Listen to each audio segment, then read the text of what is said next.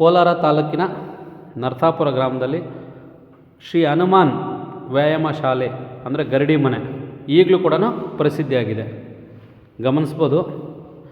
ಈ ಒಂದು ಹನುಮಾನ್ ಗರಡಿ ಶಾಲೆ ಇರೋದು ಕೋಲಾರದಿಂದ ವೇಮಗಲ್ ರಸ್ತೆಯ ದಿನ್ನೆಹೊಸಳ್ಳಿ ಹೋಗ್ತಿರಲ್ಲ ಆ ಒಂದು ರಸ್ತೆಯ ಎಡಭಾಗದಲ್ಲಿದೆ. ಇಲ್ಲಿ ನಾನು ಕಂಡಂತೆ ಸುಮಾರು 40 ವರ್ಷಕ್ಕೂ ಹೆಚ್ಚು ಕಾಲ ಇಲ್ಲಿ ಒಂದು ಕುಸ್ತಿಪಟುಗಳು ಅಭ್ಯಾಸ ಮಾಡಿ ರಾಜ್ಯ, ಅಂತಾರಾಜ್ಯ ಜೊತೆಗೆ ರಾಷ್ಟ್ರಮಟ್ಟ, ಅಂತಾರಾಷ್ಟ್ರೀಯ ಮಟ್ಟದಲ್ಲೂ ಕೂಡ ಈ ಒಂದು ಹನುಮಾನ್ ವ್ಯಾಯಾಮ ಶಾಲೆಯ ಕುಸ್ತಿಪಟುಗಳು ಪ್ರಶಸ್ತಿಗಳನ್ನು ಪಡೆದುಕೊಂಡು ಜೊತೆಗೆ ಸನ್ಮಾನಗಳಿಗೆ ಭಾಜರಾಗಿದ್ದಾರೆ. ಇದನ್ನು ಗಮನಿಸ್ಬೋದು. ಇದು ಹನುಮಾನ್ ವ್ಯಾಯಾಮ ಶಾಲೆ ಅಂದರೆ ಹನುಮಾನ್ ಗರಡಿ ಮನೆ. ನೋಡಿ, ಇಲ್ಲಿ ಹನುಮಾನ್ ಶಾಲೆಯಲ್ಲಿ ರಾಜ್ಯ ಮಟ್ಟದಲ್ಲಿ ಪ್ರಶಸ್ತಿ ಗಳಿಸಿದಂಥ ಒಂದು ಛಾಯಾಚಿತ್ರಗಳನ್ನ ಇಲ್ಲಿ ಹಾಕಿದ್ದಾರೆ, ಪ್ರದರ್ಶನ ಮಾಡಿದ್ದಾರೆ. ನೋಡಿ, ಶ್ರೀ ಹನುಮಾನ್ ಶಾಲೆ ರಾಜ್ಯ ಮಟ್ಟದ ಕುಸ್ತಿ ಪಂದ್ಯಾವಳಿಗಳು ನರಸಾಪುರ ಅಂತ ಹಾಕಿದ್ದಾರೆ. ಇಲ್ಲಿ ಕುಸ್ತಿಪಟುಗಳು ತಾಲೀಮು ನಡೆಸೋಂಥ ಜಾಗ ಇದು. ಇಲ್ಲಿ ಪ್ರತಿನಿತ್ಯ ಈ ಒಂದು ಮಣ್ಣನ್ನು ಸಿದ್ಧಪಡಿಸಿ ತದನಂತರ ಇಲ್ಲಿ ಅಭ್ಯಾಸ ಮಾಡಿ ಹೊರಗಡೆ ಬಂದು ಕುಸ್ತಿಗೆ ಒಂದು ಅವಕಾಶ ಮಾಡಿಕೊಡ್ತಾರಂತೆ.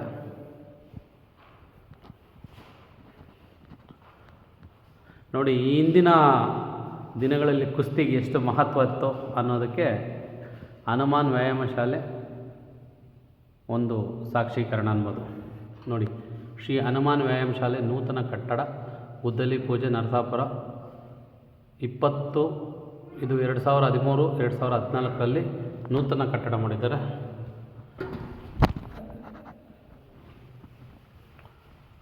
ನೋಡಿ, ಈ ಹನುಮಾನ್ ಶಾಲೆಯಲ್ಲಿ ಅಭ್ಯಾಸ ಮಾಡಿದಂಥ ಕುಸ್ತಿಪಟುಗಳು.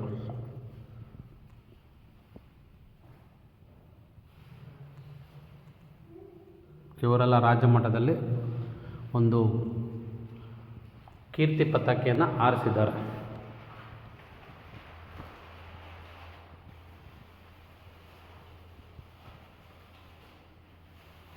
ನೋಡಿ,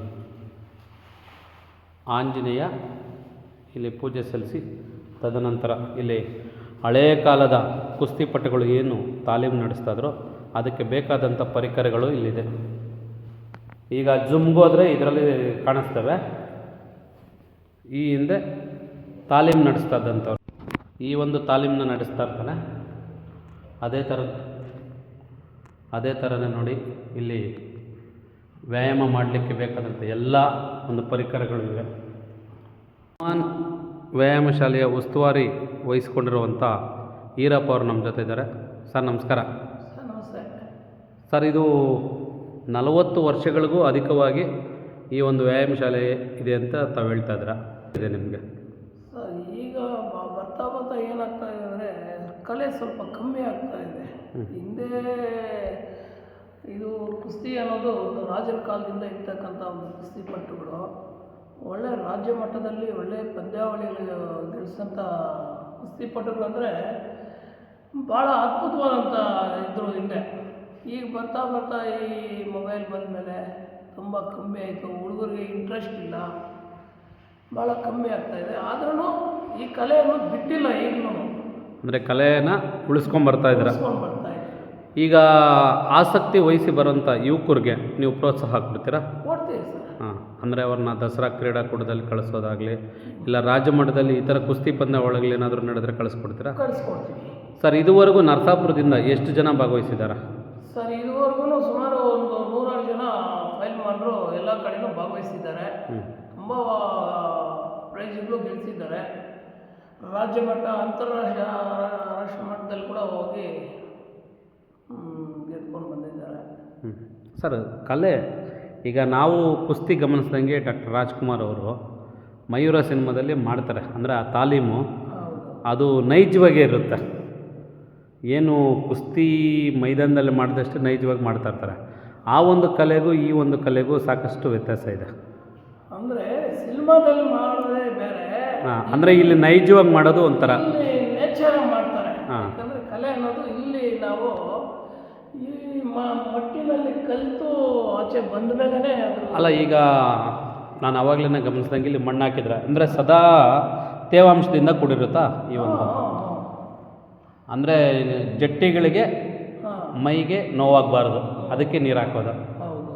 ಹಾಂ ಸರ್, ಈ ಒಂದು ಕುಸ್ತಿ ಅಡ್ಡನ ಎಷ್ಟು ದಿನ ಮಾಡಬೇಕಾಗುತ್ತೆ? ದಿನ ಇದನ್ನು ಪ್ರತಿದಿನವೂ ಸಂಜೆ ಬಂದರೆ 6 ಗಂಟೆಗೆ ಬಂದರೆ 8:30 9 ಗಂಟೆವರೆಗೂ ಪ್ರಾಕ್ಟೀಸ್ ಮಾಡ್ಕೊತಾ ಇರ್ತೀವಿ. ಆ ನಂತರ ಈಗ ಕುಸ್ತಿಗಳು ಎಲ್ಲೆಲ್ಲೇ ಕುಸ್ತಿ ಪಂದ್ಯಾವಳಿಗಳು ನಡೀತಾ ಇರ್ತದೆ, ರಾಜ್ಯ ಮಟ್ಟ, ಅಂತಾರಾಷ್ಟ್ರೀಯ ಮಟ್ಟ, ಸ್ಟೇಟ್ ಲೆವೆಲ್ಲು. ಆ ಥರ ನಡೆದಾಗ ಎಲ್ಲ ಕಡೆನೂ ನಾವು ಫೈಲ್ ಮಾಡ್ಕೊಂಡು ಕಳಿಸ್ಕೊಡ್ತೀವಿ. ಈ ಒಂದು ಕುಸ್ತಿ ಅಂದರೆ ಹನುಮಾನ್ ವ್ಯಾಯಾಮ ಶಾಲೆ ಆರಂಭಕ್ಕೆ ಕಾರಣ ಯಾರು? ಕಾರಣ ಜಿ ರಾಮಯ್ಯ ಮಧ್ಯ ಪೂಜ್ಯ ಗುರುಗಳು, ಅಂದರೆ ಇಲ್ಲಿರೋರು ಅಂಥವ್ರು. ಹಾಂ, ಸ್ನೇಹಿತರೆ ಗಮನಿಸ್ಬೋದು, ಜಿ ರಾಮಯ್ಯ ಮೊದಲಿಯಾರ್ ಅನ್ನೋರು ಹನುಮಾನ್ ವ್ಯಾಯಾಮ ಶಾಲೆಯ ಒಂದು ಕಾರಣೀಭೂತರು, ಅಂದರೆ ಪೂಜ್ಯ ಗುರುಗಳು. ಅಂದರೆ ಮೊದಲು ಹನುಮಾನಿಗೆ ಪೂಜೆ ಸಲ್ಲಿಸಿದ ನಂತರ ಕುಸ್ತಿಪಟುಗಳು ಜಿ ರಾಮಯ್ಯ ಅವರಿಗೆ ಪೂಜೆ ಸಲ್ಲಿಸಿ ತದನಂತರ ಅಖಾಡಕ್ಕೆ ಇಳಿತಾರೆ. ಅಲ್ಲೇ ಅಖಾಡಕ್ಕೆ ಇಳಿದ ಮೇಲೆ ತರಬೇತಿ ಪಡೆದು ಹೊರಗಡೆ ಬಂದು ಅವರು ಕಲೆನ ಪ್ರದರ್ಶನ ಮಾಡ್ತಾರೆ. ಅಂದರೆ ನಮ್ಮ ಪುರಾತನ ಸಂಸ್ಕೃತಿ ಇನ್ನೂ ಉಳಿದಿದೆ ಅನ್ನೋದಕ್ಕೆ ನರಸಾಪುರದ ಒಂದು ಹನುಮಾನ್ ಶಾಲೆಯ ಒಂದು ಗರಡಿ ಮನೆ, ಅಂದರೆ ನಾವು ಚಿಕ್ಕ ಹುಡುಗರಲ್ಲಿ ಅಂತಂದಿದ್ದು ಗರಡಿ ಮನೆ ಅಂತಂದರು, ಈಗ ಕುಸ್ತಿ ಮನೆ, ಎರಡೂ ಒಂದೇ. ಹಾಗಾಗಿ ಈ ಒಂದು ಗರಡಿ ಮನೆಗೆ ಕಾಯಕ ಕಲ್ಪ ಬೇಕಿದೆ. ಅಂದರೆ ಆಧುನಿಕತೆಗೆ ತಕ್ಕಂತೆ ಈ ಒಂದು ಗರಡಿ ಮನೆನ ಅಭಿವೃದ್ಧಿಪಡಿಸೋದಕ್ಕೂ ಜನಪ್ರತಿನಿಧಿಗಳಾಗಲಿ ಹಾಗೂ ಆಸಕ್ತ ಕುಸ್ತಿಪಟುಗಳು ಇಲ್ಲಿ ಬಂದು ತರಬೇತಿ ಪಡೆದು ತಮ್ಮ ಕೈಲಾದ ಮಟ್ಟಿಗೆ ನೆರವನ್ನು ಸಹ ನೀಡಬಹುದು. ಇಲ್ಲಿ ಇನ್ನೂ ಒಂದು ಮಾಹಿತಿ, ಈ ನರಸಾಪುರ ಸುತ್ತಮುತ್ತಲ ಭಾಗದವ್ರು ಬರ್ತಾರೆ, ಇಲ್ಲ ಕೋಲಾರ ಜಿಲ್ಲಾದ್ಯಂತ ಬಂದಿದ್ದಾರೆ? ಸರ್, ನರಸಾಪುರ ಸುತ್ತಮುತ್ತಲೆಲ್ಲರೂ ಬರ್ತಾರೆ, ಬಂದು ಮಾಡಿಕೊಂಡು ಹೋಗ್ತಾರೆ, ಮಾಡ್ಕೊಂಡು. ಇಲ್ಲಿ ಯಾವುದೇ ಥರ ಶುಲ್ಕ ಇಲ್ಲ? ಯಾವುದೇ ಥರ ಶುಲ್ಕನೂ ಇಲ್ಲ, ಏನೂ ಇಲ್ಲ. ಬಂದು ಕಲಿಬೋದು, ಕಲೆ ಕಲಿತು ಅದನ್ನು 4 ಜನಕ್ಕೆ. ಅಲ್ಲ, ಈಗ ಒಂದು ಕುಸ್ತಿ ಕಲೆಗೆ ಶುಲ್ಕ ಇಲ್ಲ? ಇಲ್ಲ ಇಲ್ಲ. ಅಂದರೆ ಪ್ರೀತಿಯಿಂದ ಕೊಡ್ಬೋದು? ಇಲ್ಲ, ಏನು ತೊಗೊಳೋದಿಲ್ಲ. ಅಲ್ಲ, ಈಗ ತರಬೇತಿದಾರರು ತರಬೇತಿ ಆದಮೇಲೆ ಅವ್ರು ಖುಷಿಯಿಂದ ಕೊಡ್ಬೋದಾ ದೇಣಿಗೆ? ಇಲ್ಲ, ಅವ್ರು ಖುಷಿಯಿಂದ ಏನೋ ಪೂಜೆ ಕೊಡ್ಬೋದೇ ಹೊರತು ಉಳ್ದಂಗೆ ಇಲ್ಲೇನು ಯಾರನ್ನು 10 ರೂಪಾಯಿ ಕೂಡ ನಾವು ತಗೊಳೋದು ಇಲ್ಲ. ಅಲ್ಲ ಈರಪ್ಪ ಅವರೇ, ತಾವು ಹೇಳ್ದಂಗೆ ಈ ಹಿಂದೆ ಕುಸ್ತಿ ಪಟಗಳು ಅಂದರೆ ಗುರುತಿಸ್ತಾ ಇದ್ದಿದ್ದು ಹೆಂಗಪ್ಪ ಅಂದರೆ, ಅವನು ದಪ್ಪಕ್ಕಿದ್ರೆ ಅವ್ನು ಎಳ್ಕೊಂಬಂದು ಕುಸ್ತಿಗೆ ಹಾಕೋರು. ಇವನು ಹಾಕೋ ಕುಸ್ತಿಗೆ ಚೆನ್ನಾಗಿ ಕುಸ್ತಿ ಆಡ್ತಾನೆ, ಬೇಕಾ ತನ್ನ ಆಳು ಅಂಥೇಳಿ ಅವನ್ನ ಹಿಡ್ಕೊಂಬಂದು ಬಲವಂತವಾಗಿ ಅವ್ನಿಗೆ ಇಷ್ಟ ಇಲ್ಲ ಅಂದ್ರೂ ಕುಸ್ತಿ ಆಡಿಸ್ತಾಯಿದ್ರು. ಈಗ ಆ ಪರಿಸ್ಥಿತಿ ಇಲ್ಲ. ಈಗ ದಪ್ಪಗಿದ್ದಾನೆ ಅಂದರೆ ಅವನಿಗೇನೋ ಕಾಯಿಲೆ ಇದೆ, ಅವನ್ನ ತೋರಿಸ್ರಿ ಅನ್ನೋ ಮಟ್ಟಕ್ಕೆ ಬಂದಿದೆ. ಇತ್ತೀಚಿನ ದಿನಗಳಲ್ಲಿ ಯುವಕರಿಗೆ ಏನು ಹೇಳ್ತೀರ ನೀವು? ಈಗ ಬಾಡಿನ ಬಿಲ್ಡ್ ಮಾಡ್ಕೊಬೇಕಂತ ಜಿಮ್ಗೆ ಹೋಗ್ತಾರೆ, ಸಾವಿರಾರು ರೂಪಾಯಿ ಖರ್ಚು ಮಾಡಿ. ಜಿಮ್ಗೂ ಹೋಗ್ತಾರೆ, ಭಾಳ ವಾಕಿಂಗ್ ಹೋಗ್ತಾರೆ. ಏನು ಮಾಡಿದ್ರೂ ಈ ವ್ಯಾಯಾಮದಲ್ಲಿ ಮಾಡಿದಂಥ ಒಂದು ಇದು ಎಲ್ಲಿ ಬರೋದಿಲ್ಲ. ಅಂದರೆ ಇಲ್ಲಿ ವ್ಯಾಯಾಮ ಮಾಡಿದಷ್ಟು, ತಾಲೀಮು ಮಾಡಿದಷ್ಟು ಆರೋಗ್ಯ ಇನ್ನೆಲ್ಲೋ ಬರಲ್ಲ. ಎಲ್ಲಿ ಬರೋದಿಲ್ಲ. ನೀವು ಎಷ್ಟೇ ನಡಿಗೆ ಮಾಡಿದ್ರು, ಎಷ್ಟೇ ಜಿಮ್ಗೆ ಹೋದ್ರೂ ಏನೂ ಪ್ರಯೋಜನ ಇಲ್ಲ. ಅಂದರೆ ಈಗ ಕೋಲಾರದಿಂದ ಯುವಕರು ಬರ್ಬೋದು, ಬಂದು ಇಲ್ಲಿ ತರಬೇತಿ ಮಾಡ್ಕೊಬೋದು. ಇದು ಸಮಯ ಎಷ್ಟೊತ್ತಿಂದ ಎಷ್ಟೊತ್ತವರೆಗೂ ಇರ್ತದೆ? ಬೆಳಗ್ಗೆ ಸಂಜೆ 6 ಗಂಟೆಯಿಂದ 8:30 9 ಗಂಟೆವರೆಗೂ. ಅಂದರೆ ಪ್ರತಿದಿನ ಸಂಜೆ 6ರಿಂದ ರಾತ್ರಿ 9 ಗಂಟೆ. ಬೆಳಗ್ಗೆ 6ರಿಂದ ಏನಿಲ್ಲ, ಸಂಜೆ 6ರಿಂದ.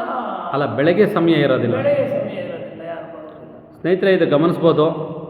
ನೀವೇನಾದರೂ ಕುಸ್ತಿ ಪಟುಗಳಾಗಬೇಕಂತ ಬಯಸಿದರೆ ಕೋಲಾರ ತಾಲೂಕು ನರಸಾಪುರ ಗ್ರಾಮದಲ್ಲಿ ಹನುಮಾನ್ ವ್ಯಾಯಾಮ ಶಾಲೆಗೆ ಬಂದು ಇಲ್ಲಿ ಒಂದು ಕುಸ್ತಿ ಕಲಿಬೋದು. ಕುಸ್ತಿ ಕಲೆಗೆ ಸಾಕಷ್ಟು ಮಹತ್ವ ಇದೆ. ಯಾಕಂದರೆ ನಾವು ಮಯೂರ ಸಿನಿಮಾ ಗಮನಿಸ್ಬೋದು, ಸಿಪಾಯಿ ಸಿನಿಮಾ ಗಮನಿಸ್ಬೋದು, ಇನ್ನೂ ಸಾಕಷ್ಟು ಚಲನಚಿತ್ರಗಳನ್ನು ಗಮನಿಸಿದಾಗ ಕುಸ್ತಿ ಕಲೆ ಒಂದು ಪ್ರಧಾನ ಅಂಗವಾಗಿತ್ತು. ಆದರೆ ಕಾಲ ಬದಲಾದಂತೆ ಕಲೆಗಳು ಕೂಡ ನಶಿಸ್ತಾ ಇದೆ. ಆದ್ರೂ ಇಲ್ಲಿ ಒಂದು ಪುರಾಣ ಪ್ರಸಿದ್ಧ ಕಲೆ ಅಂದರೆ ಇಲ್ಲಿ ಗಮನಿಸ್ಬೋದು ಮೂಲ ದೇವರು ಇದೆ ಅಂತೆ, ಹಳೆ ದೇವರು. ಹೋಗ್ತಾ ಇದ್ದೀನಿ.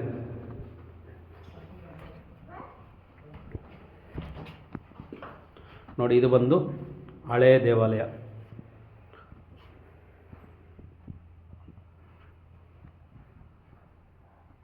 ಈ ಜಾಗ ಕೊಡುಗೆ ಕೊಟ್ಟಂಥವ್ರು. ಅಂದರೆ ಈ ನೋಡಿ, ಈ ಹನುಮಾನ್ ವ್ಯಾಯಾಮ ಶಾಲೆಯ ಜಾಗದ ದಾನಿಗಳು NDS ರಾಮಕೃಷ್ಣರಾವ್, ಶ್ರೀಮತಿ ಶೇಷಮ್ನವರು. ಅಂದರೆ ಕುಸ್ತಿಪಟುಗಳಿಗೆ ಒಂದು ಜಾಗವನ್ನು ಕೊಡುಗೈ ದಾನಿಗಳಾಗಿ ನೀಡಿದ್ದಾರೆ. ನೋಡಿ, ಇಲ್ಲಿ ಫಸ್ಟು ಬಂದು ವಿಶೇಷವಾಗಿ ಪೂಜೆ ಸಲ್ಲಿಸಿ ತದನಂತರ ವ್ಯಾಯಾಮ ಶಾಲೆ ಒಳಗೆ ಹೋಗ್ತಾರೆ. ಎಲ್ಲವನ್ನೂ ಗಮನಿಸಿದರೆ ಒಂದು ಪುರಾತನ ಕಲೆ ಇನ್ನೂ ನಶಿಸಿಲ್ಲ ಅನ್ನೋದು ನನ್ನ ಭಾವನೆ. ಆದ್ದರಿಂದ ದಯವಿಟ್ಟು ಇಲ್ಲಿ ಬಂದು ಎಲ್ಲರೂ, ಅಂದರೆ ಕುಸ್ತಿಯಲ್ಲಿ ಆಸಕ್ತಿ ಇರೋರು ಎಲ್ಲರೂ ಬಂದು ಇಲ್ಲಿ ಭಾಗವಹಿಸಿ ಕಲೆನ ಇದು ಮಾಡ್ಬೋದು. ನೋಡಿ, ಈ ವ್ಯಾಯಾಮ ಶಾಲೆ ಆರಂಭ ಆಗಿರೋದು 30 ವರ್ಷಗಳ ಹಿಂದೆ, ಅಂದರೆ 33 ವರ್ಷದ ಸಂಭ್ರಮ ಅಂತ ಹಾಕಿದ್ದಾರೆ. ಇಲ್ಲಿ ಗಮನಿಸ್ಬೋದು. ಅದು ಬಂದ ಮೇಲೆ ಕುಸ್ತಿ ಸುಮಾರು ಒಂದು 75 ವರ್ಷಗಳಿಂದ, ಅಂದರೆ ಈ ಒಂದು ವ್ಯಾಯಾಮ ಶಾಲೆಗೆ 75 ವರ್ಷಗಳ ಇತಿಹಾಸ ಇದೆ ಅಂತೆ. ಇಲ್ಲಿ ವ್ಯಾಯಾಮ ಶಾಲೆಯ 33ನೇ ವರ್ಷದ ಆಯುಧ ಪೂಜೆ 1991ರಲ್ಲಿ ನಡೆದಿದೆ. ನೋಡಿ, ಆ ಒಂದು ಸವಿ ನೆನಪು ಇಲ್ಲಿ ಛಾಯಾಚಿತ್ರಗಳನ್ನ ಗಮನಿಸ್ಬೋದು. ನೀವು ಕುಸ್ತಿ ಕಲೆನ ಆರಂಭಿಸಬೇಕಾದ್ರೆ, ಜೊತೆಗೆ ಪ್ರಾರಂಭಿಸಬೇಕಾದ್ರೆ, ಕಲೀಲಿಕ್ಕೆ ಬೇಕಾದರೆ ವೀರಪ್ಪ ಅವ್ರನ್ನ ಸಂಪರ್ಕಿಸ್ಬೋದು. ಅಂದರೆ ಅವ್ರ ನಂಬರು ನಿಮಗೆ ಸಿಗುತ್ತೆ. ಸರ್, ನೀವು ಕುಸ್ತಿ ಕಲೆಗೆ ಬರೋರಿಗೆ ಯಾವ ಸಮಯದಲ್ಲಿ ಒಂದು ಅವಕಾಶ ಮಾಡಿಕೊಡ್ತೀರಿ? ಸರ್, ಸಂಜೆ 6 ಗಂಟೆಯಿಂದ 8ರಿಂದ 8:30ವರೆಗೂ ಇರ್ತೀವಿ ದೇವಸ್ಥಾನ. ಆ ಸಮಯದಲ್ಲಿ ಬಂದರೆ 6 ಗಂಟೆಗೆ ಬಂದರೆ 8:30ವರೆಗೂ ಅವ್ರಿಗೆ ಅವಕಾಶ ಸಿಗುತ್ತೆ. ಯಾಕಂದರೆ ಇದೊಂದು ಕಲೆ. ಈ ಕಲೆಯನ್ನು ಕಲಿತ್ರೆ ಅವ್ರ ದೇಹ ಭಾಳ ಚೆನ್ನಾಗಿರುತ್ತೆ. ಆನಂತರ ನೀವು ಎಲ್ಲಿ ರಾಜ್ಯ ಮಟ್ಟದಲ್ಲಾಗೋದು, ಸ್ಟೇಟ್ ಲೆವೆಲ್ ಆಗ್ಬೋದು, ಎಲ್ಲಿ ಬೇಕಾದರೂ ಕುಸ್ತಿ ಕಲಿತ್ರೆ ಅದೊಂದು ನೆನಪು.